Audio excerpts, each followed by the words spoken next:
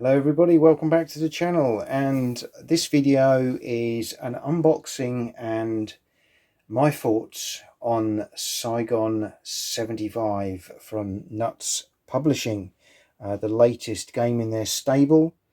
They've brought out some great quality games in recent years. Again, I have one of their other games on my shelf which I still as yet have not had the opportunity to play, but really want to get that one out on the table, and that's This War Without an Enemy, the English Civil War 1642 to 1646. But what I can tell you, that the component quality of that game is superb, and this one is no different. So this game from Philippe, Barcus and Pascal Tupi. Again, I have bought games from Pascal in the past, and so I was interested to see what he'd done with this game.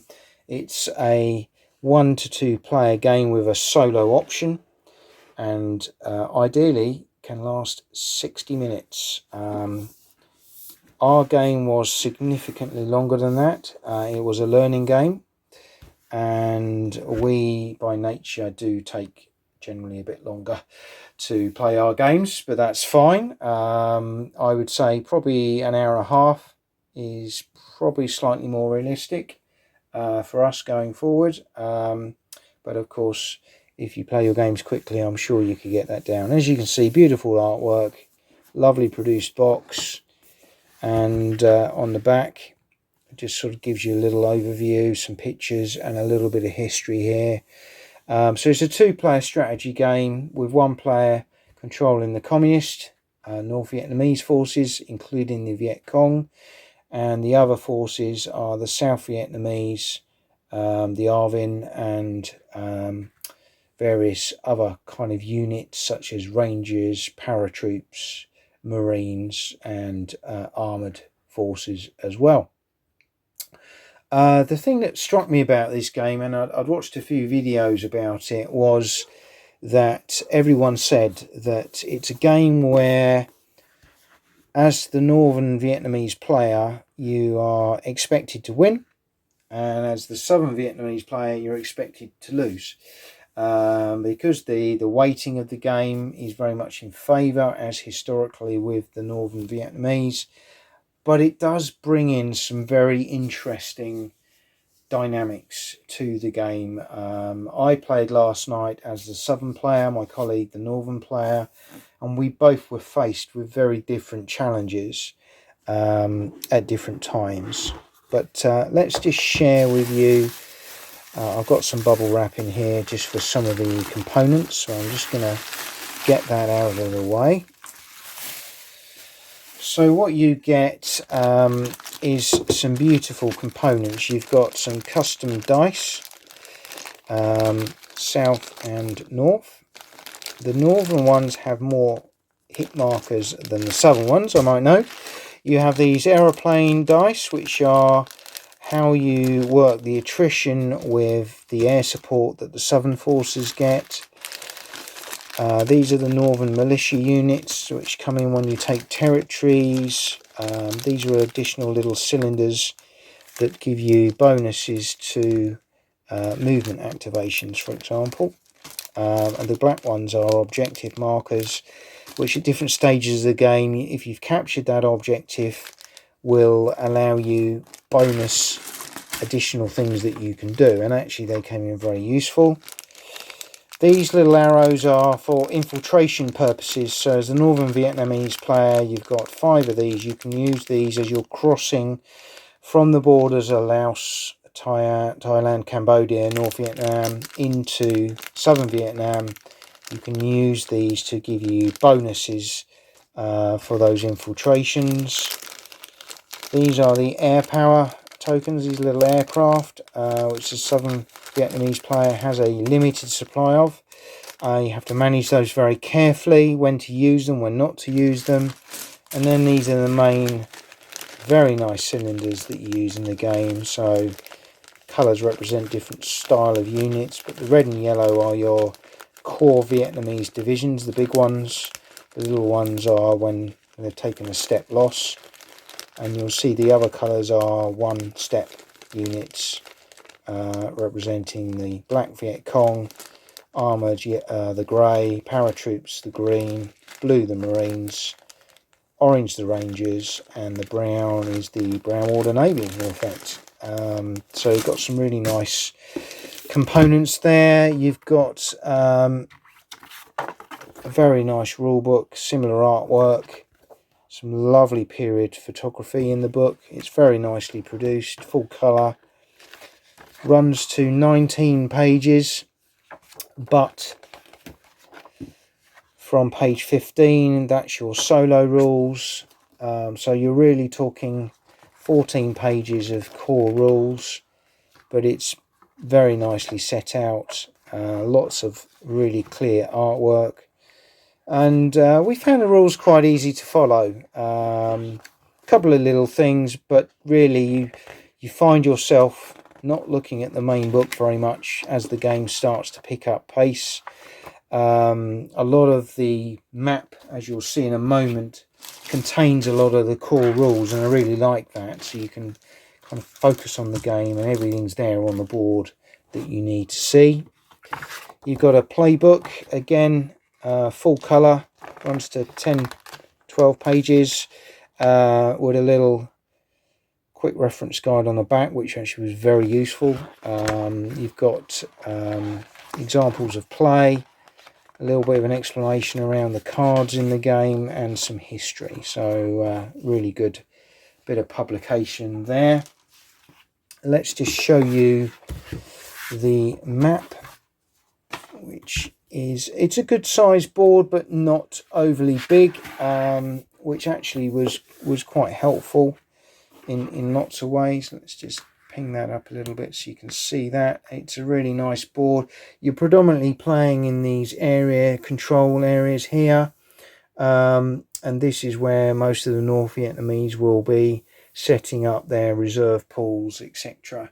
You can see the rules are on here for both sides, including the air power elements and the dreaded desertion table. I'll come on to that in a moment. So this is the small area really that you're playing the game on. So the Southern Vietnamese are set up. There's some random element here and some choices to be made. You're trying to protect the key element, which is Saigon, from falling across 8 turns, and the North Vietnamese can infiltrate across these border areas and start to probe and push in with the view to taking the prize. But as you can see there, a lovely board, lovely map. You've also got cards, which are an interesting element in the game. They don't overpower the game, but what they do is bring in random elements which you have to play. You have no choice. You have to play 1 card every turn, and over 8 turns you will play 8 cards, and there will only be 16 cards in the deck for any one given game. So again, you get to a position where you're forced to play cards you don't want to. There are 12 red northern cards, 6 yellow southern, and 2 neutral. So you can see there again the weighting is more towards the northern player in terms of the benefits of the cards. But that doesn't always work out that way. There are 20 cards in total. 4 are randomly removed at the beginning of the game, so you never quite know what's in that deck of 16 cards. But that's the key elements of the game. I just want to share with you now my thoughts from our first play. So, how did it play? Well, as I inferred, my colleague took the northern forces, I took the south, and I decided that the key point for me was to keep my eye on the prize, and that was Saigon here. So I maximised forces here, with what I hoped would be some kind of collapsible defence, slightly weaker forces further out that you went. I tried to keep hold of the resource points, but I lost. But at the initial turns, the North Vietnamese came in strength over here, took this supply point, started pushing down from Hue. Lots of fighting going on around Da Nang and Kon Tum, that area there. I tried to launch some counterattacks using my air power, which helped, but then the North would recede and then come in and attack other areas in the centre and the south. So I think the interior lines particularly was a key element of the game. The Northern player was able to recall units into his reserves and then deploy them in other areas, so he was always keeping me on edge as to where the next attack would come from with my limited resources. And I knew it was important to try and keep him from taking more than 4 of these areas for as long as possible because of the dreaded desertion table. So I was able to pretty much keep out of having to roll on that for the first 4 turns. Inevitably, with the cards heavily biased towards the Northern player, which is fine, I expect that as the way the game is slanted, and my activations reducing as time went on, the Northern player becomes stronger, and that puts more pressure on these areas. The air resources were critical for me. I didn't use any of the transport options to move my rangers, which you can do, but I used them all for fighter support, air support to combats, whether attacking or defending, particularly in defense in the later turns. But the unique point of the air is that you can allocate up to 2 aeroplanes per unit in an area, but you will then roll a dice for each of those planes, one of these, afterwards, and if the plane symbol comes up, that plane has been shot down and is no longer available in the game. If you roll a blank, you can put it back into the supply. So I had to manage that carefully. I had a couple of turns, I think turns 4 and 5, where I was very fortunate and didn't lose hardly any aircraft, and then the turns either side of that I lost quite a few. So by the time I got to turn 7, I had 4 aircraft left, and into the final turn I only had 2 left out of 12 that I started with, which again put pressure on. However, what I was able to do, despite being under pressure in a lot of areas, was keep the Northern player out of Saigon until turn 8. And I think he agreed that he probably should have attacked it far earlier, and therefore I was able to hold on to Saigon and win the game. But it was a fun, close, tense experience, but it moved along really quickly and it felt really good.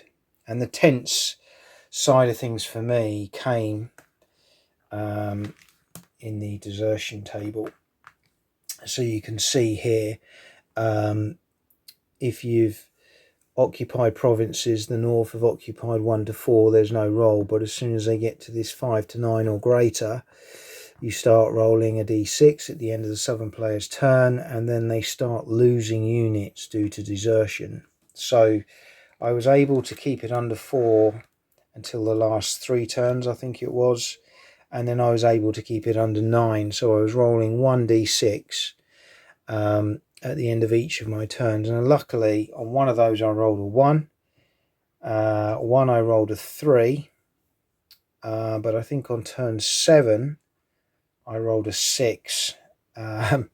And what you have to do is basically units that are on the border in combat will be your first areas you have to remove units, then areas in the border without being in combat, and then you start to move into the interior. So having held some areas and counterattacked, I suddenly found a lot of my forces were being decimated by desertion, and the Northern player was able to move in further, which in turn puts more pressure on occupied territories because you start to lose more. And I had some territories initially where I didn't have anything in at all. I was suddenly having to move things in there just to try and stop them falling into enemy hands. So you have this kind of logistics, command and control, versus trying to defend the key area of Saigon, and it adds lots of possibilities for the northern player as to where they attack, where they concentrate. Do they keep reserves back? Do they commit? Do they push it lots of points, or do they just focus on one area? And for the southern player, resources spread, more limited resources, less effective resources other than maybe the air cover. But again, that needs to be managed very, very carefully, because it is a depleting resource as the game goes on. Other things I particularly like, you've got the northern militia units, Kwai Tang maybe, pronunciations are probably very wrong, but every time a northern force captures a territory or zone, you would put one of these star markers in there, and that represents the local militia defending that area, and that gives a defensive bonus to the northern player. So it suddenly makes it hard for the southern player to counterattack and recapture zones which are already under northern control. And I saw that in some of the areas in the centre here where the northern player had VietCong and militia. And VietCong are very interesting. You get to activate VietCong over and above your normal activations each turn. VietCong can only be attacked if Rangers or Brownwater Navy units are in the attack. If they're attacked without that, then they can decide to stay out of that combat. So they've got a way of kind of not being hurt, really, and it makes them quite effective at infiltrating into areas, and being quite safe from that point of view. So VietCong, dangerous, very cleverly built into the game, alongside the North Vietnamese divisions.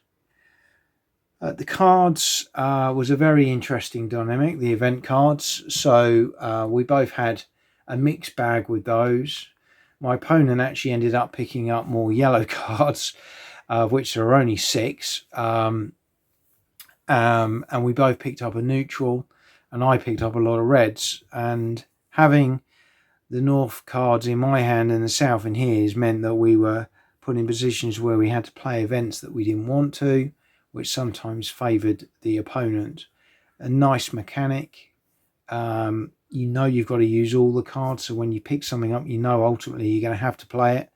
There's only one situation where you might be able to discard it, and that is through occupying the objective markers and getting the black cylinders that allow you other options, i.e. one of those is to discard a card and pick from one of the 4 that are out of the game at the outset. So again, quite interesting from that point of view. But the cards definitely add a dynamic. They are played at the beginning of a turn, pretty much before you do any movements or combat, so they influence what happens that turn. And so you've got all these various little mechanics built into what is a very simple game. Combat system is very simple. You're rolling dice against one another, a dice per unit or per bonus modifier, and depending on what you roll depends on what happens. So if you roll a chap who looks like running, this is a retreat. If you roll more retreats than your opponent, they will have to retreat the difference, that number of units. So if you roll 1 retreat each, they cancel each other out. So retreats cancel each other out. It's only positive retreats that impact on the opponent's units. Hits are kills, so they'll reduce a division by a step or knock out a smaller unit completely, and blanks are pretty obvious. The south have less hits on their dice.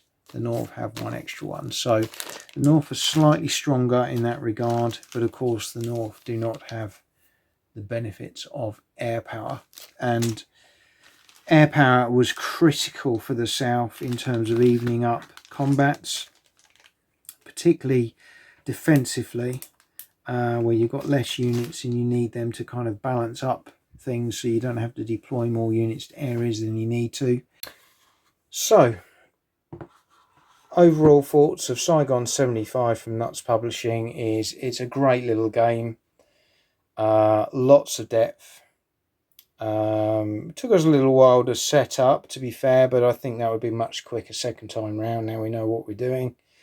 I love the fact that the board has a lot of the key rules on there for both sides, which is really useful once you get into the game. So you're not referring back to the rules very much at all. The cards are very good. I like the dice and the way the cylinders work to represent the units.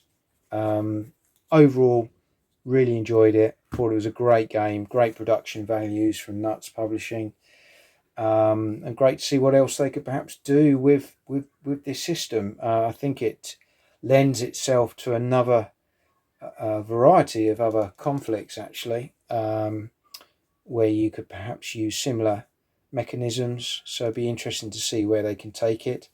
The one thing I haven't had a chance to do yet is work the solo system. It has its own set of extra rules, about 4 pages, and cards, and you can see there's a mechanism for what happens with the events, the movement, objective tokens, combat, etc. And you've got various cards there. So looking forward to trying this solo as well, see how that works. So I can't really give a rating or an opinion on the solo side of the game, but the base game itself, big thumbs up. I thought it was excellent. My pal thought it was great as well. He really enjoyed it. I think it's something we'll definitely be getting back on the table. Perhaps switch roles. I'd love him to feel the anguish I felt when rolling on that desertion table. But we had a lot of fun and really enjoyed it. So that's Saigon 75, Nuts Publishing. One to keep your eyes open for from Philippe, Barcus and Pascal Tupi. Hope you've enjoyed this video and see you again soon.